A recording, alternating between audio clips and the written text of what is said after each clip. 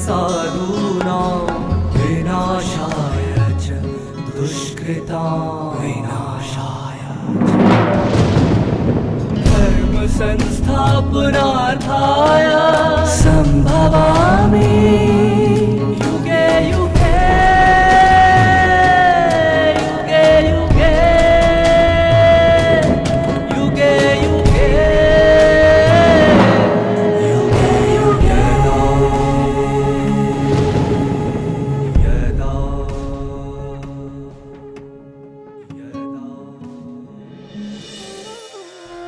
परमात्मा द्वारा मनुष्य को देवता बनाने का यह अद्भुत प्रशिक्षण केवल इस संगम युग में ही होता है।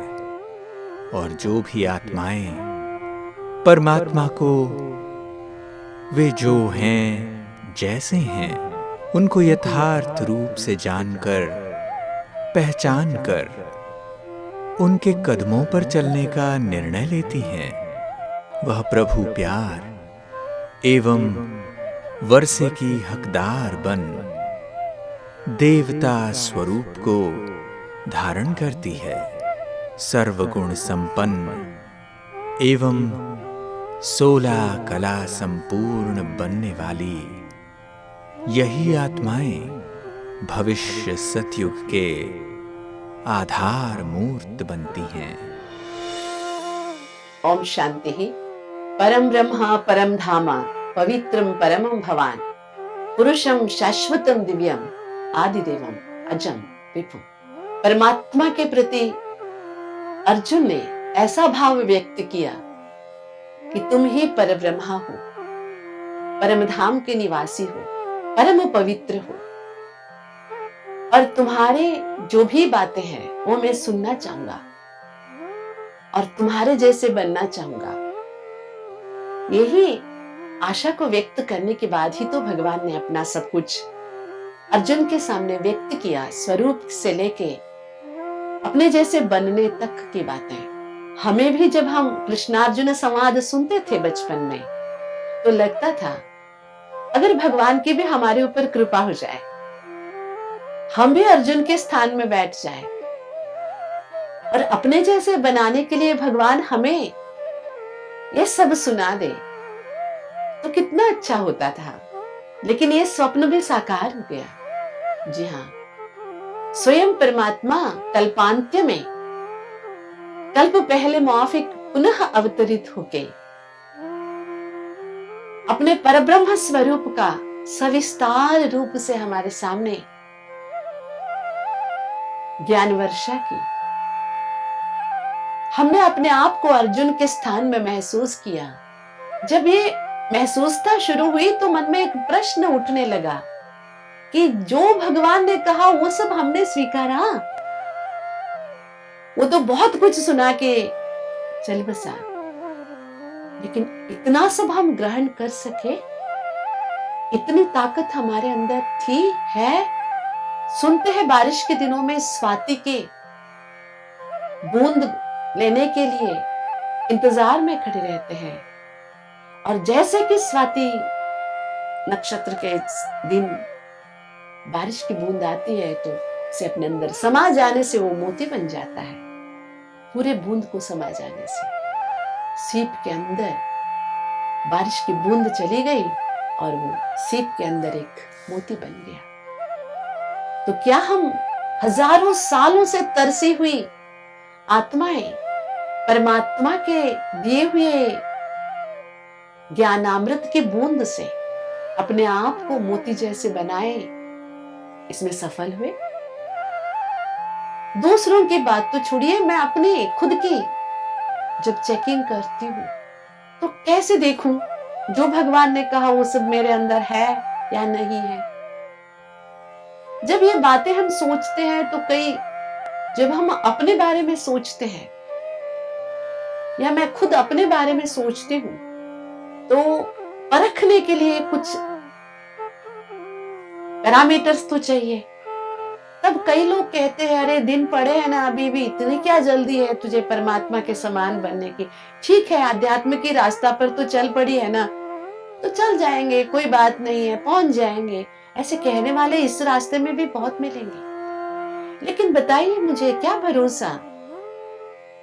मैं आपके सामने दो दृश्य एक ही दिन में देखा हुआ शेयर करना चाहूंगी, तब आपको और मुझे ये पक्का हो जाएगा कि हम जितना हो सके जल्दी से जल्दी बाप समान बन जाए। एक है जो हमने आंखों से देखी,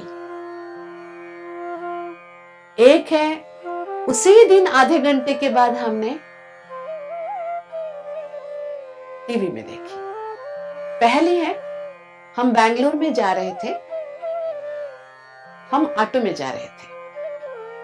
हमें जाना था मैजेस्टिक से विधान सौधा, मिनिस्ट्री में जाना। दोपहर का समय था, रोड इतना फुल भी नहीं था क्योंकि 1:30 बजे की बात थी, तो इतना रश भी नहीं था जितना बेंगलुरु में होता है। हमारे रिक्शा के उस तरफ, मतलब उसी रोड में, एक स्कूटर पर एक फैमिली जा रही थी। बाप गाड़ी चला रहा था, बाइक चला रहा था, पीछे माँ बैठी थी, एक छोटू सा बेबी उनके हाथ में। वैसे होता है, स्पीड ब्रेकर्स बहुत कम ही रखते हैं विशाल मार्ग में, लेकिन पता नहीं वो दोनों बातें कर रहे थे। शायद हमारे रिक्शे वाले ने एक स्पीड ब्रेकर पार कराई, लेकिन उन्होंने शायद देखा नहीं, स्पीड ब्रेकर पे देखा नहीं, इसके कारण से वो स्कूटर एकदम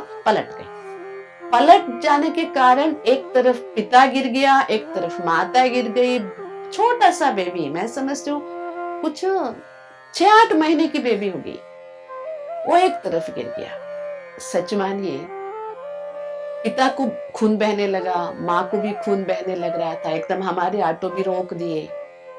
बस अब हमें उतर के जाना ही था। ऑटो ड्राइवर भागा।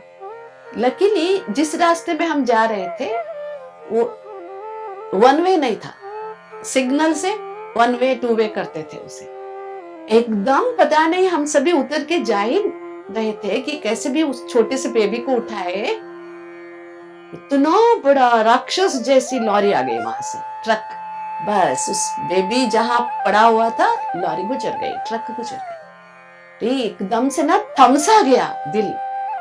सच में वो माँ तो इतनी जोर से चिल्लाई, सच में मैं कहती हूँ आंखें अभी भी नम हो रही है। वो दृश्य याद आते, अरे हिल गए। लेकिन इस सृष्टि नाटक की लीला भी तो देखिए, जैसे वो ट्रक चली गई ना, वो बेबी कैसे गिरा हुआ था, कैसे वैसे ही पड़ा हुआ था रास्ते पे। उसका सिर भी इधर उधर हिला नहीं था, ट्रक उसके ऊपर से चली गई। मतलब वो चक्रों के बीच में आ गया था, टायर्स के बीच में। कुछ भी चोट, बाल भी बाका नहीं उस बेबी का। सच में कुदरत की करिश्मा देख करना, मैं सोचती हूँ थम गया हो एक घड़ी के लिए, ऐसा हुआ था वो एक दृश्य। बस माँ बाप को हॉस्पिटल पहुंचाए, आसपास वालों ने बेबी को भी उठा के दिया। हम जब चल पड़े फिर हॉस्पिटल पहुंचा के हम गए विधान सौधा, जहाँ मुझे कोई मिनिस्ट्री में काम था। मिनिस्ट्री में थोड़ा सा इंतजार करना था, बाहर बैठी थी। न्यूज चल रहा था टीवी में, दिखा रहा था वो बार बार। बेंगलुरु से एक 50 किलोमीटर दूरी पे एक अच्छा खासा होटल, मेन रोड पे। सभी बैठ के आराम से चाय पी रहे हैं। पक्का मकान, आरसीसी का, कंक्रीट का मकान, उसके अंदर रेस्टोरेंट, चाय पी रहे हैं सब। पता नहीं कहां से तो एक ट्रक आया, उसका ब्रेक फेल हुआ, वो आके सीधा रेस्टोरेंट के अंदर घुस गया और वो एक दीवार ही गिरा दिया। उस दीवार के नीचे आराम से बैठ के चाय पीने वाले 2 कस्टमर्स वहीं सांस तोड़ लिए। 1 घंटे के अंदर हमने दोनों दृश्य, एक तो टीवी में देखा, एक सामने से देखा। तभी मन ही मन हम सोचने लगे कि क्या भरोसा जीवन का। मरते मरते कोई बच सकता है, बचते बचते कोई मर सकता है। कोई गारंटी नहीं है। ठीक है, हमने अध्यात्म का रास्ता अपना लिया, हमने भगवान को पहचान लिया, लेकिन यहाँ रुके नहीं। भगवान को पहचान कर भगवान के पास जाने के लिए जो चाहिए वो सभी हम अपनाएंगे और अपने आप को परखेंगे भी। क्या लगता है आपको? मैं कोई आपको वैराग्य दिलाने के लिए झूठी आदत नहीं दिला रही हूँ, लेकिन वास्तविक सत्य से परिचय करा रही हूँ। यह है जीवन का सत्य, यह है जीवन की सच्चाई। इसलिए ये जो आगे के श्लोक हम सुनेंगे, जैसे कि सुना था कि ब्रह्म भूयात् कल्पते, उसके लिए अहंकारम बलम दर्पम काम क्रोधम अपरिग्रहम, लेने की भावना नहीं हो, स्पेशली काम से मुक्त, कंप्लीट परमात्मा स्मृति और आत्मभाव की स्मृति से, क्रोध से मुक्त, चाहिए की भावना ना हो। ये सब होने के बाद हमने ब्रह्म स्वरूप के नजदीक आने का, परमात्मा को अच्छी तरह से पहचानने का भाग्य पा लिया। उनकी आने के बाद की स्थिति कैसी होगी? ब्रह्मभूतः प्रसन्नात्मा न शोचति न कांक्षति, समः सर्वेषु भूतेषु मद्भक्तिं लभते पराम। लास्ट का देखिए, मद्भक्तिं लभते पराम। मेरे ही भक्ति करते हुए, भक्ति माना मेरे से प्यार रखते हुए, मेरे को ही याद करते हुए, मुझे नहीं, परमात्मा को, परम पद को अर्थात मेरे पास आएंगे। कैसे? क्या होगी उनकी स्थिति? ब्रह्मभूतः, जो ब्रह्म के समान स्थिति वाले होंगे, प्रसन्नात्मा, प्रसन्न चित्त होंगे, न शोचति न कांक्षति, दुख भी नहीं करेंगे, कोई आकांक्षाएं भी नहीं होगी। समः सर्वेषु भूतेषु, सब में, सभी लोगों में समभाव होगा, तभी उनके अंदर मेरी ही भक्ति होगी। मद्भक्ति लभते, मेरी ही भक्ति लभ्य होगी, उन्हें अपने आप प्राप्त होगी। चेक करें, अभी प्रसन्नात्मा है क्या हम? न शोचति न कांक्षति, ऐसी स्थिति हम पहुंचे हैं। सब में समान भावना। आप सोचेंगे आसान है क्या? लेकिन हम कहेंगे मुश्किल भी नहीं है। जिंदगी में कोई काम आसान नहीं होता है, सांस लेना भी आसान नहीं है। आपको पता चला ना, पिछले 2 सालों में सांस लेना भी आसान नहीं है, कितना मुश्किल हो जाता है। थोड़ी भी आगे पीछे हो गई तो जिसको हम नॉर्मल समझते, नेचुरल समझते, वो भी मुश्किलातों में आ सकते हैं। तो ये फिर क्या बात है? भगवान के बारे में तो हजारों सालों से हमने सोचा ही नहीं है। हमने सोचा है कि भगवान हमारे सैंक्शनिंग अथॉरिटी है, बस इतना ही। हमने कभी नहीं सोचा है कि हम ब्रह्म स्वरूप के अनुभवी बनेंगे, परमात्मा के समान समीपता का अनुभव करेंगे। वो कितना मजेदार अनुभव कर सकेंगे हम। मुझ में लोग मजा ढूंढते हैं बाहरी दुनिया में, लेकिन हमारी जो भी खुशियां हैं ना, वो अपनी आंतरिक दुनिया में है। क्योंकि बाहर की दुनिया के जो भी आप मजे समझते हैं, वो मजे नहीं है, दिखावा है। कुछ भी नहीं है उसमें रखा, कुछ भी नहीं है। सबको समभाव से देखना। जब हमारे अंदर दुख भी नहीं है, आकांक्षाएं नहीं है, ना खुशी है, ना खुशी है, इसका मतलब ये नहीं। कईयों ने, शास्त्रकारों ने यहाँ पर न शोचति न कांक्षति, इसको न शोचति न हर्षति ऐसे एक्सप्लेन किया है। That's wrong. जो ब्रह्म स्वरूप को पाया हुआ होगा, परमात्मा के सन्निधान के समीप पहुंच गया होगा, बाप समान बन रहा होगा, उसके अंदर खुशी ना फूले न समाता है, वो इतनी खुशी रहेगी उसे। लेकिन वो सात्विक खुशी होगी, दिखावे की खुशी बिल्कुल नहीं। आगे चलकर इन्हीं भावों को और एक्सप्लेन करते हुए, भक्त्या माम भी जानाति यावन्याश्चास्मि तत्वतः ततो माम तत्वतो ज्ञात्वा विशते तदनंतर। इसका मतलब भगवान कहते हैं, ऐसे जिसने भी भक्त्या माम भी जानाति, भक्ति पूर्वक जो मुझे यथार्थ जानता है और वो मेरे पास ही आ जाता है, अक्षरशः तत्वतः मेरे पास आता है, और उसके बाद वो मेरे पास पहुंचने का जो मूल कारण है, वो मेरे को अच्छी तरह से समझना, भगवान को समझने के बाद ही भगवान के पास पहुंच सकते हैं। ये बहुत अच्छी उपलब्धता है यहाँ पर। जब तक हम भगवान को नहीं जानते, सोचिए हम भगवान को जानते ही नहीं, अगर हम उनके पास पहुंच भी गए तो हम जानेंगे कैसे कि हम उनके पास पहुंचे? बताइए। कई हमारी इतिहासकारों ने ऐसी घटनाएं नोटिस में लाई है हमारी, कि गांधी जी जिस गाड़ी में चलते थे उसी गाड़ी में एक युवा आ जाता है और कहता है, उतरता देखता कोई कुली नहीं है क्या, तो गांधी जी से लगेज उठवाता है और वो आया रहता है गांधी जी का भाषण सुनने। जब बाद में उसे पता चलता है कि सभा में गांधी जी को स्टेज पर देखता है तो हक्का बक्का रह जाता है। ऐसी बहुत सारी ये कहानियां हैं या सच्चाई पता नहीं, बहुतों के साथ ऐसी कहानियां हम सुनते हैं, क्योंकि वो सामने से कभी देखा ही नहीं था उसने, तो पहचानेगा कैसे कि वो गांधी जी है या कौन है क्या है। यहाँ भी जब तक हम भगवान को यथार्थ रूप से जानते पहचानते ही नहीं है, मान लीजिए मैं बाप समान ब्रह्म स्वरूप को पा लिया, बाप समान बन गया, सामने भगवान के सामने पहुंच भी गया, लेकिन जब जानता ही नहीं हूं ये भगवान है, मैं अनुभव कैसे कर सकूं? इसलिए भगवान के पास पहुंचने के लिए हमें भगवान को अच्छी तरह से जानना होगा, और जो ब्रह्म स्वरूप को पाया है अर्थात बाप समान बना है, वो तो भगवान को अच्छी तरह से जानता ही है, जाने बिना तो बनेगा ही नहीं।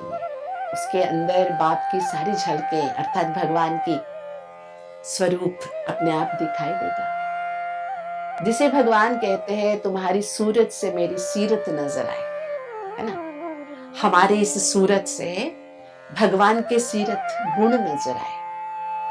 भगवान को अपने शारीरिक सूरत तो है नहीं, लेकिन जैसे बच्चों को देखकर बाप को याद करते हैं ना, ये तो बाप का तस्वीर है। जैसे बाप है ना वैसे बच्चा है, एक कदम आगे ही है, ऐसे सुनते हैं हम दुनिया में। ये तो हमारे जन्म जन्मांतर का पिता है, परमात्मा है, विधाता है, रक्षक है, शिक्षक है।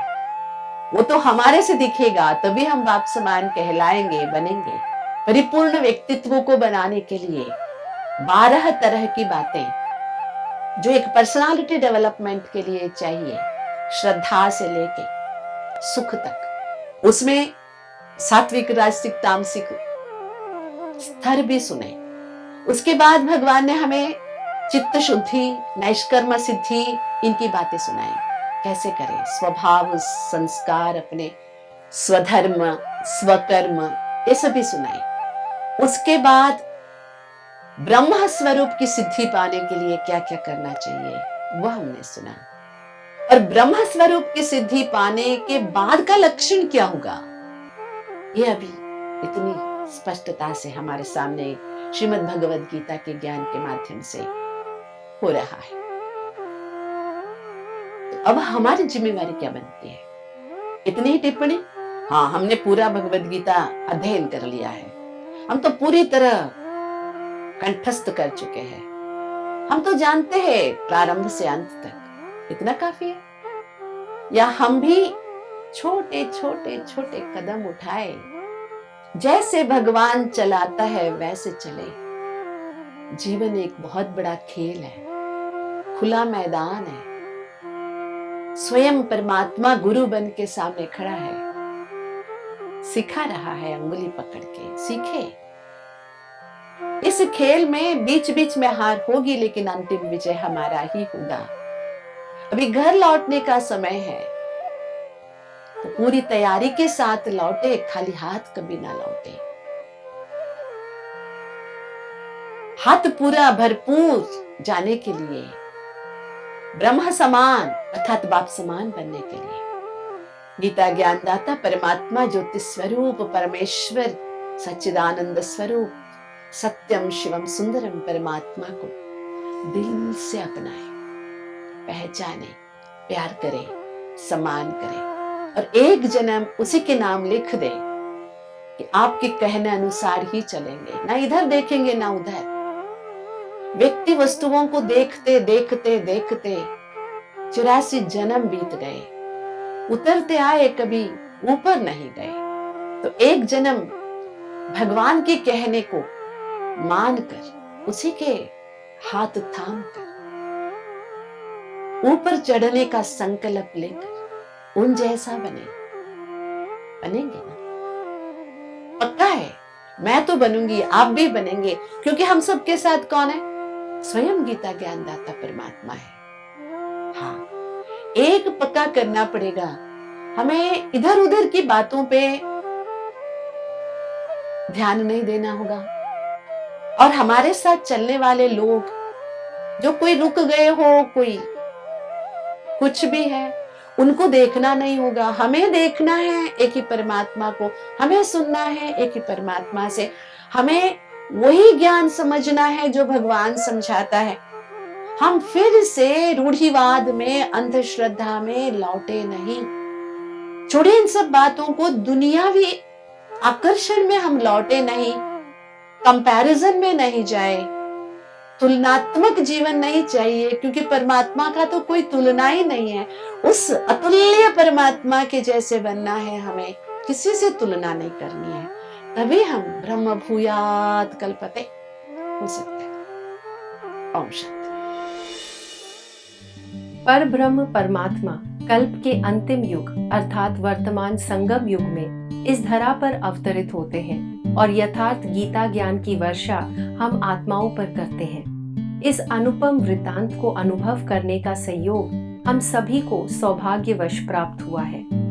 दोस्तों, परमात्मा की समीपता का अनुभव करने के लिए केवल एक उनसे ही प्रीत निभाने का संदेश परमात्मा हमें देते हैं।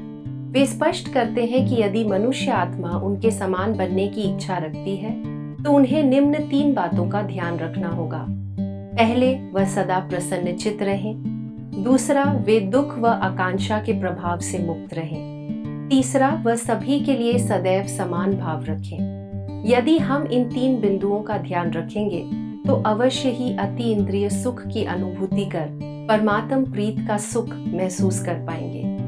इसके लिए उनके द्वारा दिए गए ज्ञान को ध्यान पूर्वक समझकर अपने अंदर धारण करना बहुत आवश्यक है। स्वयं को आत्मा समझकर परमात्मा ज्योति बिंदु की स्मृति ही सभी दुविधाओं का समाधान है। तो चलिए जीवन की इस यात्रा में परमात्मा को यथार्थ रूप से पहचाने और उनके प्रेम एवं स्नेह से अपने जीवन को आनंदित कर लें। ओम शांति।